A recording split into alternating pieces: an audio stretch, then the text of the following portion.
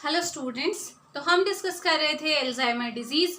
पिछले पार्ट में, पिछली वीडियो में हमने देखा था पैथोलॉजी ऑफ अल्जाइमर डिजीज़ कि अल्जाइमर डिजीज़ होती कैसे है, क्या है, किस वजह से हो रही है। ठीक है, आज हम देखने वाले हैं ट्रीटमेंट ऑफ अल्जाइमर डिजीज़।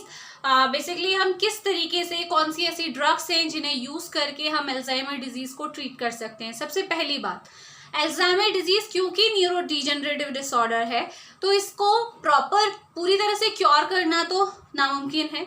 आप पूरी तरह से नहीं कर सकते हैं क्योंकि न्यूरॉन्स डैमेज पहले भी हो चुके हैं, अभी भी हो रहे हैं।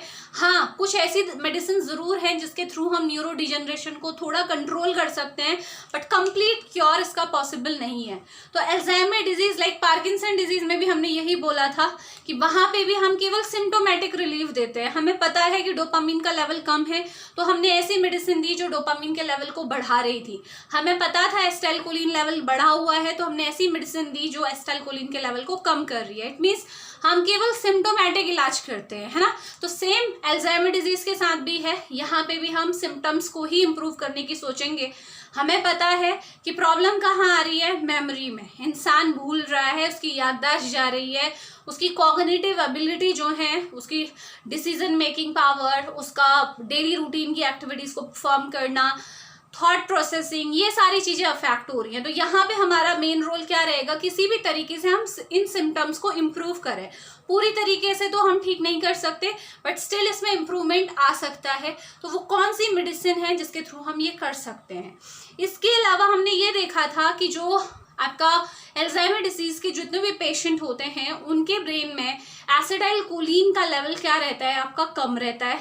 तो इसीलिए हमारी फर्स्ट अप्रोच क्या बन जाती है कि हम एसिटाइलकोलिन के लेवल को बढ़ाएं, क्योंकि वो भी क्या करेगा, क्योंकि एसिटाइलकोलिन M1 रिसेप्टर से बाइंड होके क्या करने वाला है, CNS में हमारे M1 रिसेप्टर से बाइंड होके हमारी मेमोरी और लर्निंग को क्या करता है, आपका इम्प्रूव करता है। तो ये हमारा अच्छा चीज हो सकता है ना, दोनों को सॉल्व हो जाएंगे। मेमोरी भी इम्प्रूव हो जाएगी, एसिटाइलकोलिन का जो लेवल कम हुआ है, कोलिनर्जिक न्यूरॉन्स का जो लॉस हुआ है इन अल्जाइमर डिजीज, उससे भी हम क्या कर सकते हैं, उसे भी हम ठीक कर सकते हैं। कई हद तक हम एसिटाइलकोलिन की रिकवरी कर सकते हैं। तो पहला एम हमारा क्या रहेगा, हमें क्या करना है, हमें पता है अल्जाइमर डिजीज में एसिटाइलकोलिन का लेवल कम है। तो पहला काम हमारा क्या रहेगा कि हम एसिटाइलकोलिन के लेवल को बढ़ाएंगे। और एसिटाइलकोलिन के लेवल को बढ़ाने के लिए हमारे पास जो ड्रग अवेलेबल है वो कौन सी है। देखो, डायरेक्ट एसिटाइलकोलिन तो हम देते नहीं है क्योंकि उसका पेरिफेरी में ही आपका डिग्रेडेशन हो जाता है, तो एसिटाइलकोलिन तो नहीं दोगे आप। तो हम क्या दे सकते हैं, हम ये कर सकते हैं कि जो हमारा एसिटाइलकोलिन है ऑलरेडी, जो हमारे न्यूरोट्रांसमीटर हमारे ब्रेन में प्रेजेंट है, उसे हम बचा लें। हमें पता है ना कि एसिटाइलकोलिन जब रिलीज होता है तो एक एंजाइम है जो उसे डिग्रेड कर देता है। कौन सा एंजाइम था वो, एसिटाइलकोलिनेस्ट्रेज एंजाइम। तो अगर किसी भी तरीके से आप इस एंजाइम को रोक दें, ठीक है, तो क्या होगा, एसिटाइलकोलिन का लेवल इंप्रूव हो जाएगा ना। ये हमारे न्यूरॉन्स का टर्मिनल था। टर्मिनल में इस तरीके से हमारा वेसिकल थी, वेसिकल के अंदर क्या था, एसिटाइलकोलिन था। जैसे ही ये वेसिकल बर्स्ट होती है एक्सोसाइटोसिस से, एसिटाइलकोलिन यहाँ पे आता है क्लेफ्ट में, और यहाँ पे एक एंजाइम बैठा हुआ है। कौन सा है आपका, एसिटाइलकोलिनेस्ट्रेज। ये फटाफट से क्या करता है ये क्या करता है, एसिटाइलकोलिन को डिग्रेड कर देता है। और हम क्या कर सकते हैं, हमें एसिटाइलकोलिन को बचाना है क्योंकि एसिटाइलकोलिन के लेवल को हमें इम्प्रूव करना है। तो हम क्या करते हैं, इस एंजाइम के इनहिबिटर दे देते हैं। क्या बोलते हैं उन्हें हम, एसिटाइलकोलिनेस्ट्रेज इनहिबिटर। ठीक है, तो पहली कैटेगरी समझ में आ गया एसिटाइलकोलिन के लेवल को बढ़ाने का या इम्प्रूव करने का क्या तरीका है। बाहर से एसिटाइलकोलिन नहीं दे सकते, इसीलिए हमने क्या किया, जो बचा हुआ हमारा जो न्यूरोट्रांसमीटर हालांकि बहुत अच्छे अमाउंट में होता है, हम उसे बचा लेते हैं क्योंकि एसिटाइलकोलिनेस्ट्रेज बहुत ज्यादा एसिटाइलकोलिन को डिग्रेड करता है। हम उस डिग्रेडेशन को रोक देंगे तो एसिटाइलकोलिन ज्यादा से ज्यादा अवेलेबल रहेगा और जो ये प्रॉब्लम है, मेमोरी वगैरह की जो प्रॉब्लम हो रही है, वो थोड़ा सा इम्प्रूव हो जाएगी। ठीक है, तो देखिए, तो एसिटाइलकोलिन को बढ़ाने के लिए हमने क्या दिया, एसिटाइलकोलिनेस्ट्रेज पहली ड्रग है हमारी इनहिबिटर।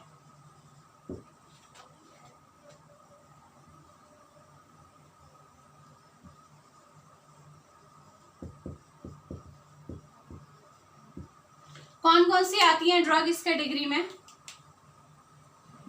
सबसे पहली ड्रग जो यूज हुई थी for the treatment of Alzheimer और ये जो इस एंजाइम को इनहिबिट करती थी वो थी टैक्रीन। उसके बाद जो ड्रग आई नई वो है डोनिपेजिल। सेकेंड ड्रग है रिवास्टिगमिन और थर्ड ड्रग है गैलेंटामाइन। समझ में आया? तो सबसे पहले जो एसिटाइलकोलिनेस्टरेज इनहिबिटर यूज होता था, ठीक है, इसके एसिटाइलकोलिन के लेवल को इम्प्रूव करने के लिए इन the treatment of Alzheimer's disease, उसका नाम क्या था? टैक्रीन। टैक्रीन हालांकि बहुत इफेक्टिव था, लेकिन इसके साथ एक प्रॉब्लम थी। वो प्रॉब्लम क्या थी कि एक तो एसिटाइलकोलिन का लेवल बढ़ेगा तो उसके साइड इफेक्ट तो आएंगे, उससे कोई चलो दिक्कत नहीं है, ठीक है, लेकिन साथ ही साथ ये क्या था, बहुत ज्यादा हिपैटोटॉक्सिक था, लीवर में टॉक्सिसिटी करता था, इसीलिए इसे एक आइडियल ड्रग नहीं माना जा सकता था फॉर एल्जाइमर डिजीज ट्रीटमेंट, ठीक है। तो इसीलिए इसके बाद नई ड्रग आई, जैसे डोनिपेजिल आई, रिवास्टिगमिन आई, गैलेंटामाइन आई, और इन ड्रग्स में से रिवास्टिगमिन जो है सबसे अच्छी ड्रग प्रूव हुई for the treatment of Alzheimer's disease. बाकी भी है, लेकिन सबसे ज्यादा अगर इनमें से कोई ऐसे बोले कि जिसका सबसे अच्छा आपका थेरापेटिक इफेक्ट देखने को मिला तो वो कौन सी है? रिवास्टिगमिन। तो ये था आपका पहली कैटेगरी ऑफ ड्रग, कौन सी? कोलिनेस्टरेज इनहिबिटर, ठीक है। Excuse me for 1 minute.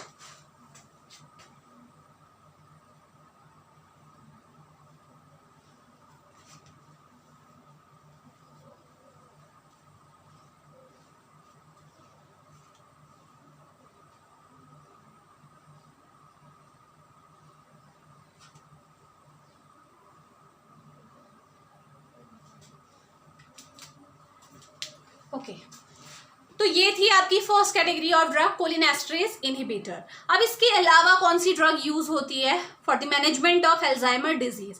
तो सेकेंड क्लास ऑफ ड्रग है जो यूज होती है, मैंने आपको बताया था। चलिए, एसिटाइलकोलिन के लेवल को आपने इंप्रूव कर दिया, अब बात आती है न्यूरो क्या आप ऐसा कुछ कर सकते हैं जिससे न्यूरो डिजेनरेशन में कमी आ जाए, ठीक है, क्योंकि जैसे पार्किंसन के लिए बहुत सारी मेडिसिन थी डोपामिन के लेवल को इम्प्रूव करने के लिए, है ना, और एसिटाइलकोलिन के लेवल को कम करने के लिए, बट यहाँ पे हमारा एक ही एम था कि एसिटाइलकोलिन कम था, हमने बढ़ा दिया, चलो ठीक है, तो इसके लिए ये थी। अब इसके बाद न्यूरो डिजेनरेशन के लिए क्या आपके पास कोई ऑप्शन है? तो मैंने आपको बताया था कि एक न्यूरोट्रांसमीटर हमारा ऐसा है, देखो जो जेनेटिक हो रहा है आपका न्यूरो डिजेनरेशन, उसमें आपका कोई रोल नहीं है, आप मेडिसिन से कुछ नहीं कर सकते, बट अगर किसी केमिकल की वजह से कोई न्यूरोट्रांसमीटर ऐसा है जिसकी वजह से न्यूरो डिजेनरेशन हो रहा है, तो आप उसे ट्राई कर सकते हो, है ना। तो आपको एक न्यूरोट्रांसमीटर पता होना चाहिए, मैं बार बार बोलती हूँ, ग्लूटामेट एक्साइटेटरी न्यूरोट्रांसमीटर है, और इसका लेवल ज्यादा होता है ना, तो उसकी वजह से न्यूरो डिजेनरेशन होता है। अभी मैं बताती हूँ कैसे होता है। तो इसीलिए अल्जाइमर डिजीज के लिए ये एक सेकेंड अप्रोच की तरह काम आया, और जब इस पे एक्सपेरिमेंट परफॉर्म किए गए तो देखा क्या कि इफेक्ट बहुत अच्छा निकल के आया है। तो इसीलिए यहाँ पे हमारी ड्रग जो यूज होती है, मैं मेंशन कर देती हूँ फिर आपको समझाती हूँ, NMDA receptor antagonist. NMDA receptor क्यों लिखा मैंने? क्योंकि ये ग्लूटामेट का ही रिसेप्टर है, ठीक है। और इस कैटेगरी में जो ड्रग यूज होती है, एकमात्र ड्रग, उसका नाम है मिमेंटीन, ठीक है, ये ग्लूटामेट का रिसेप्टर है। चलिए देखें क्या होता है। सपोज यहीं से कर लेते हैं, इसी न्यूरॉन को समझ लेते हैं कि ये न्यूरॉन क्या है, आपका ग्लूटामिनर्जिक न्यूरॉन है। सपोज ये जो केमिकल रिलीज हुआ है, न्यूरोट्रांसमीटर रिलीज हुआ है, ये क्या है? ग्लूटामेट। और ग्लूटामेट आपको पता होना चाहिए ये एक्साइटेटरी न्यूरोट्रांसमीटर है। तो ऑब्वियसली ये क्या करेगा? प्री सिनेप्टिक मेम्ब्रेन में, ये प्री सिनेप्टिक मेम्ब्रेन है, ठीक है, इस तरीके से मैं बना देती हूँ। तो यहाँ पे ये क्या करेगा? अपने रिसेप्टर्स को ढूंढेगा, ठीक है। तो यहाँ पे इसके दो टाइप के, वैसे तो 3 रिसेप्टर है, मेटाबोट्रोपिक रिसेप्टर भी होते हैं, ठीक है, उसे भी आप बना सकते हैं। सेल ही बना देती हूँ मैं पूरी। न्यूरॉन है, न्यूरॉन भी एक टाइप की सेल ही होती है, ठीक है। ये रिसेप्टर है, इसके कौन कौन से रिसेप्टर है पहले मैं इनके नेम मेंशन कर देती हूँ। फर्स्ट वन, ये क्या है आपका? NMDA रिसेप्टर, इसका नाम है AMPA रिसेप्टर, ठीक है, इसका नाम है मेटाबोट्रोपिक रिसेप्टर, ये रिसेप्टर है, ठीक है। चलिए, अब आपको ध्यान में क्या रखना है कि जो ये NMDA रिसेप्टर है ना, ये अंदर से क्या होता है, इससे मैग्नीशियम आयन यहाँ पे अटैच रहता है, और जब तक मैग्नीशियम आयन इसके साथ अटैच्ड है NMDA रिसेप्टर ब्लॉक है, इसका कुछ नहीं हो सकता। ग्लूटामेट आके अगर इस रिसेप्टर से बाइंड भी होगा ना तब भी कुछ नहीं होना। समझ में आ गया? NMDA रिसेप्टर ब्लॉक्ड है बाय मैग्नीशियम आयन। तो होगा क्या, NMDA में तो ये बाइंड हो नहीं सकता, बाइंड होके भी कुछ नहीं कर पाएगा। तो होगा क्या, चलो ये बाइंड हो गया, सब जगह गया, ये इसके पास भी गया, इसके पास भी गया, इसके पास भी गया, ठीक हो गया। अब NMDA से बाइंड हो गया तो कुछ नहीं होना क्योंकि ब्लॉक है ऑलरेडी रिसेप्टर। जैसे ही AMPA से रिसेप्टर आपका AMPA रिसेप्टर से जैसे ही ग्लूटामेट बाइंड होगा तो क्या होगा, AMPA एक आयन चैनल रिसेप्टर है, तो एकदम से आयन चैनल ओपन हो जाएंगे। और आयन चैनल ओपन होते ही कौन सा आयन अंदर आएगा, सोडियम। हमेशा ध्यान रखेंगे AMPA रिसेप्टर के थ्रू जब भी रिसेप्टर एक्टिवेट होता है कौन से आयन अंदर एंट्री लेते हैं, सोडियम आयन। ठीक है, ये कहाँ एंट्री ले रहे हैं, ये पूरा न्यूरॉन है। ठीक है, मैं अब इसका कोई स्ट्रक्चर नहीं बना रही, ये पूरा न्यूरॉन है। ठीक है, सोडियम अंदर आया। अब इस सोडियम की वजह से क्या होगा, आप जानते हो सोडियम की वजह से क्या होता है, डीपोलराइजेशन अंदर, क्योंकि क्या है पॉजिटिव चार्ज आया है तो क्या होगा, डीपोलराइजेशन होगा। और इस डीपोलराइजेशन की वजह से ये जो मैग्नीशियम की ब्लॉकेज है ना ये हट जाएगी। ठीक है, तो क्या हो जाएगा, अब मैं इसे यहाँ से हटा रही हूँ, आपको पता तो है ये मेटाबोट्रोपिक रिसेप्टर है। तो क्या हुआ, यहाँ पे जो ये मैग्नीशियम था ना वो हट गया, ये देखिए मैग्नीशियम हट चुका है। ठीक, तो डीपोलराइजेशन ने क्या किया, आपका ब्लॉकेज हटा दी, यानी कि आप बोल सकते हो रिमूवल ऑफ मैग्नीशियम ब्लॉकेज। चलिए समझ में आ गया। अब क्या हुआ, अब NMDA फ्री हो चुका है, इससे ग्लूटामेट बाइंडेड है, तो NMDA भी आयन चैनल रिसेप्टर है, तो इससे भी क्या होंगे, आयन चैनल ओपन हो जाएगा। और कौन सा आयन अंदर एंट्री लेता है NMDA से, कैल्शियम आयन। ध्यान रखोगे, NMDA रिसेप्टर से कौन सा आयन अंदर एंट्री लेता है, कैल्शियम आयन। ठीक हो गया, तो चलिए ये भी आपको समझ में आ गया, यहाँ से कैल्शियम की एंट्री हो चुकी है। ये जो मेटाबोट्रोपिक रिसेप्टर है ये कौन सा रिसेप्टर है आपका, ये GPCR रिसेप्टर है जो IP3 डैक पाथवे फॉलो करता है। और अगर IP3 डैक पाथवे का आपको लास्ट पता हो क्या होता है, बताओ क्या ध्यान में आ रहा है, IP3 की वजह से क्या होता है, आपका कैल्शियम चैनल ओपन होते हैं। ठीक है, इस तरीके से मेम्ब्रेन में प्रेजेंट कैल्शियम चैनल ओपन हो जाते हैं और कैल्शियम आयन अंदर एंट्री ले लेता है। किस वजह से हुआ ये, क्योंकि यहाँ पे कन्वर्जन होता है, मैं पूरा डिटेल में नहीं जा रही हूँ, पाथवे पूरा मैंने आपको पढ़ाया हुआ है। यहाँ पे दो चीजें बनती है, IP3 और डैग। जैसे ही ग्लूटामेट इस रिसेप्टर से बाइंड होगा, बाइंडिंग की वजह से फॉस्फोलाइपेज C एंजाइम एक्टिवेट होगा जो PIP2 को IP3 और डैग में तोड़ देगा। और इन दोनों की वजह से क्या होगा, आपका IP3 क्या करेगा, इस चैनल को ओपन कर देगा, कैल्शियम अंदर एंट्री लेगा। डैग भी कहीं हद तक क्या करता है, आपका प्रोटीन काइनेज को फॉस्फोराइलेट करता है और रेस्पेक्टिव फंक्शन परफॉर्म होता है। ठीक है, वो अभी हमें नहीं जाना, सिंपल इतना हुआ। तो क्या हुआ, यहाँ से भी कैल्शियम अंदर आया, कैल्शियम यहाँ से भी अंदर आया, और यहाँ पे कुछ वोल्टेज गेटेड कैल्शियम चैनल भी होते हैं जिनको हम क्या बोलते हैं, VDCC, voltage gated calcium channel. ठीक है, वोल्टेज डिपेंडेंट कैल्शियम चैनल, इनके वजह से भी कैल्शियम की एंट्री होती है अंदर। ठीक हो गया, तो यानी कि ओवरऑल देखा जाए तो हमारी सेल के अंदर, हमारे न्यूरॉन के अंदर कैल्शियम का लेवल बहुत ज्यादा बढ़ चुका है हर तरीके से। ठीक है, AMPA ने सोडियम की एंट्री करवाई, सोडियम ने NMDA की ब्लॉकेज को हटाया, कैल्शियम जैसे NMDA की ब्लॉकेज हटी, कैल्शियम चैनल ओपन हुआ, कैल्शियम अंदर आया। मेटाबोट्रोपिक रिसेप्टर जो था, इसमें जैसे ग्लूटामेट बाइंड हुआ वैसे IP3 बना, तो उसने भी कैल्शियम को अंदर लेके आया।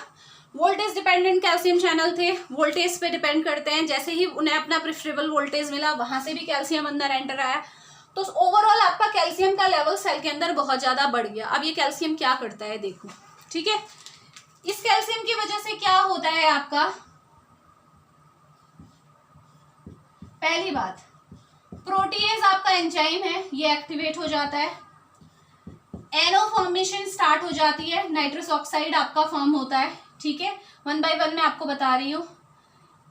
तीसरा जो ध्यान आपको रखना है, आप माइटोकॉन्ड्रिया का एक्टिवेशन हो जाता है। ठीक है, माइटोकॉन्ड्रियल एक्टिवेशन मतलब जितना कैल्शियम अंदर होगा उतना ज्यादा माइटोकॉन्ड्रिया काम करेगा और माइटोकॉन्ड्रियल ऑक्सीडेटिव रिएक्शन आपकी बढ़ जाएगी।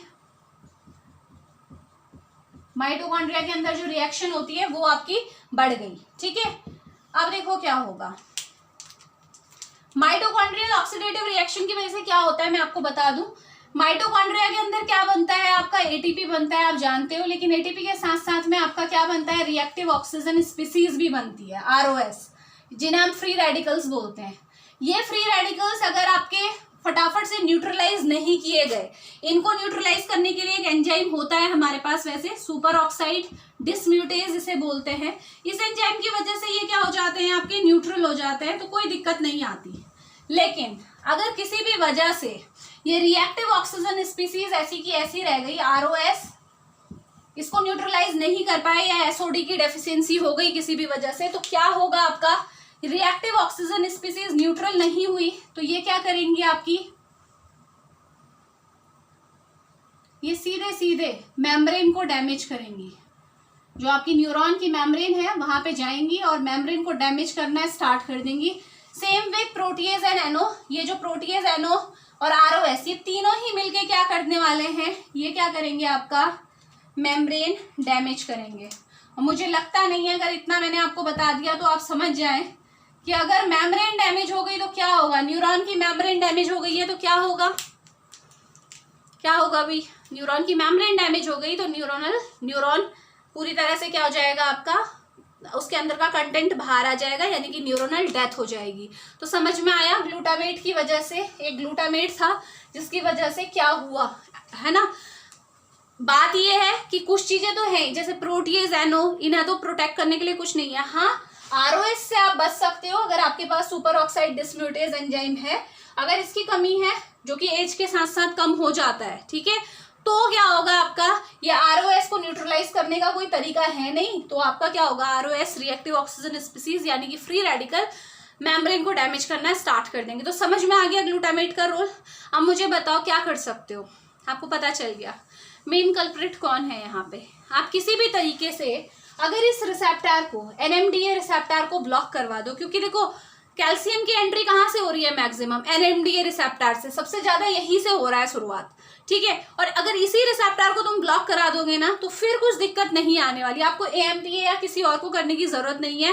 हालांकि हम टारगेट के फॉर्म में जब स्टार्टिंग में रिसर्च हुई होगी तो और भी ड्रग एएमपीए रिसेप्टर एंटागनिस्ट भी देखे गए होंगे, लेकिन प्रूफ क्या हुआ कि सबसे ज्यादा इफेक्टिव क्या है, एनएमडीए रिसेप्टर एंटागनिस्ट। इसीलिए आप इस रिसेप्टर के एंटागनिस्ट को दे दोगे तो क्या होगा, सपोज ये हमारा मिमेंटीन है, जो ड्रग मैंने आपको बताई, मिमेंटीन एनएमडीए रिसेप्टर में खुद बाइंड हो जाएगा, और अगर ये बाइंड हो गया है तो ये कैल्शियम चैनल ओपन होना ही नहीं है, कैल्शियम की एंट्री नहीं होगी, और ये सेल में जितनी प्रॉब्लम चल रही है इससे आप बच जाएंगे, न्यूरो डिजनरेशन से आप बच जाएंगे। तो समझ में आया role of memantine, NMDA receptor antagonist in the treatment of Alzheimer disease. इसके अलावा कुछ इन्वेस्टिगेशनल ड्रग हैं जो यूज नहीं होती है क्लिनिकल, लेकिन पता होनी चाहिए आपको। एक ड्रग का नाम है आपका, मैं यहाँ पे लिख देती हूँ, क्लियोक्विनॉल, क्लियोक्विनॉल, ठीक है। ये आपकी ड्रग है, ये आपकी अमोबिसाइडल ड्रग है वैसे, ठीक है, अमोबिसाइडल है, तो जो अमोबल आपके अमोबिसाइड इन्फेक्शन होते हैं उसके ट्रीटमेंट में यूज हुआ करती थी। बेसिकली ये क्लियोक्विनॉल क्या करती है, ये ड्रग क्या करती है, कॉपर और जिंक के साथ चिलेट बनाती है। अब आप बोलोगे कि ये चिलेटिंग एजेंट का यहाँ क्या काम आ गया। अभी मैंने अल्जाइमर डिजीज की पैथोफिजियोलॉजी में आपको बताया था कि किस तरीके से एम्लॉइड प्लाक आपका न्यूरो डिजनरेशन करता है। एक बार अगर एम्लॉइड बीटा प्रोटीन इकट्ठा होकर प्लाक बना देती है तो उसकी वजह से न्यूरॉन्स का डिजनरेशन हो जाता है या न्यूरॉन की डेथ हो जाती है। तो आपको ध्यान में क्या रखना है कि जो वो एम्लॉइड प्लाक होता है ना, वो अपने साथ जिंक और कॉपर को क्या कर लेता है, बाइंड कर लेता है, ठीक हो गया, और वो उसकी स्टेबिलिटी के लिए रिस्पॉन्सिबल होते हैं। अगर कॉपर और जिंक उस प्लाक के साथ हैं तो वो प्लाक स्टेबल है। अब ये क्या करेगा, क्लियोक्विनॉल कॉपर और जिंक के साथ चिलेट बना के उन्हें प्लाक से हटा देगा, दूर लेके आएगा, तो अब प्लाक क्या हो गया, इजीली डिसॉल्व हो सकता है। समझ में आया इसका मैकेनिज्म। जब तक कॉपर और जिंक उस प्लाक के साथ जुड़े हुए थे तब तक तो वो टूट नहीं सकता था, तोड़ने में उसे मुश्किल हो रही थी। क्लियोक्विनॉल क्योंकि ये चिलेटिंग एजेंट है, ये कॉपर और जिंक के साथ चिलेट बनाएगा और उन्हें अपने साथ लेके आ जाएगा। तो अम्लॉइड प्लाक के पास ना कॉपर रहा ना जिंक रहा, तो अब आसानी से अम्लॉइड प्लाक डिसॉल्व हो सकता है। ये एक हाइपोथेसिस थी। पहले इसका एक्सपेरिमेंटल यूज हुआ, लेकिन पता चला कि इसकी खुद में ही टॉक्सिसिटी बहुत ज्यादा है, तो इसीलिए इसे क्लिनिकली यूज नहीं किया जाता है। समझ में आ गया, बट आपको पता होना चाहिए कि क्या मैकेनिज्म था जिसकी वजह से इसे यूज कर रहे थे, ठीक है। लास्ट आता है आपका एक और चीज आपको मैंने पढ़ाई थी जब हम पैथोफिजियोलॉजी पढ़ रहे थे। हमने क्या पढ़ा था कि अंडर फिजियोलॉजिकल कंडीशन जो एम्लॉइड प्रिकर्सर प्रोटीन होती है वो क्या बनाती है, सॉल्युबल एम्लॉइड प्रिकर्सर प्रोटीन बनाती है, जो कि नर्व ग्रोथ फैक्टर के फंक्शन के लिए रिस्पॉन्सिबल होती है। यही बोला था। अब क्या हो रहा है, क्योंकि अल्जाइमर डिजीज में सॉल्युबल एम्लॉइड प्रोटीन तो बन नहीं रही है, तो नर्व ग्रोथ फैक्टर का जो फंक्शन है वो इम्पेयर हो रहा है। तो ये एक थ्योरी ये प्रपोज की गई जो अभी भी इन्वेस्टिगेशन में चल रही है कि ऐसा हो सकता है कि जो कोलिनर्जिक न्यूरॉन इतनी ज्यादा इनका लॉस हो रहा है, शायद कि ग्रोथ फैक्टर है नहीं, इनको वो ग्रोथ फैक्टर मिल नहीं पा रहा है, क्योंकि वहां पर आपका जो ग्रोथ फैक्टर के लिए जो सॉल्युबल एम्लॉइड प्रिकर्सर प्रोटीन थी वो बन नहीं रही है, उसके बदले एम्लॉइड बीटा प्रोटीन बन रही है। तो क्या पता वही एक कारण हो जिसकी वजह से कोलिनर्जिक न्यूरॉन इतनी ज्यादा इनका लॉस हो रहा है। तो क्या हम ऐसा कर सकते हैं कि बाहर से जो नर्व ग्रोथ फैक्टर है उसे ब्रेन में डायरेक्ट इंजेक्ट कर दें, या फिर उसका कुछ इम्प्लांट लगा दें, जिससे क्या हो कि वो जो ग्रोथ फैक्टर है वो मिलता रहे, जिसकी वजह से न्यूरॉन का डैमेज कम हो। ये आपका क्या था, थियोरेटिकल एस्पेक्ट था इस ड्रग न्यूरोनल ग्रोथ फैक्टर को यूज करने के लिए। तो फोर्थ आप बोल सकते हो नर्व ग्रोथ फैक्टर, लेकिन अभी भी इसकी कोई क्लिनिकल इफेक्टिवनेस आपकी प्रूव नहीं हुई है। ये ड्रग अभी जो है अंडर इन्वेस्टिगेशन है। तो आपको इसका रेशनल पता होना चाहिए कि क्यों यूज कर रहे हैं या करने जा रहे हैं। तो मेजरली जो ड्रग यूज होती है for the treatment of Alzheimer वो दो ही है। पहली कौन सी है आपकी, कोलिनेस्टरेज इनहिबिटर।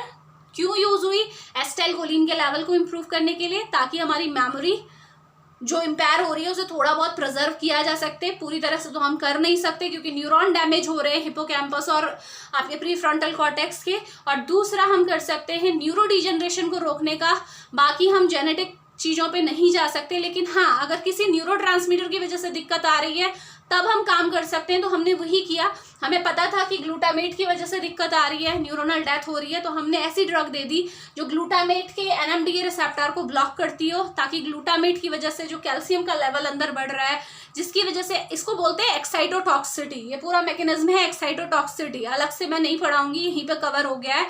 तो ये मैकेनिज्म के थ्रू भी आपका क्या हो रहा है, जब कैल्शियम अंदर बढ़ रहा है तो मेम्ब्रेन डैमेज हो रही है, न्यूरोनल डेथ हो रही है।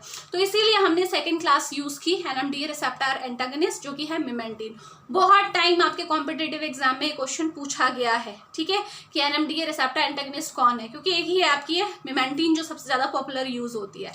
तो ये था अल्जाइमर डिजीज का ट्रीटमेंट। मिलते हैं नेक्स्ट लेक्चर में, कुछ दूसरे टॉपिक को हम डिस्कस करेंगे। तब तक आप रिवाइज कीजिए, कोई भी डाउट है तो कमेंट बॉक्स में मेंशन कीजिए। मैं ट्राई करूंगी कि जल्द से जल्द आपको आपके क्वेश्चन का आंसर मिल सके। Thank you so much.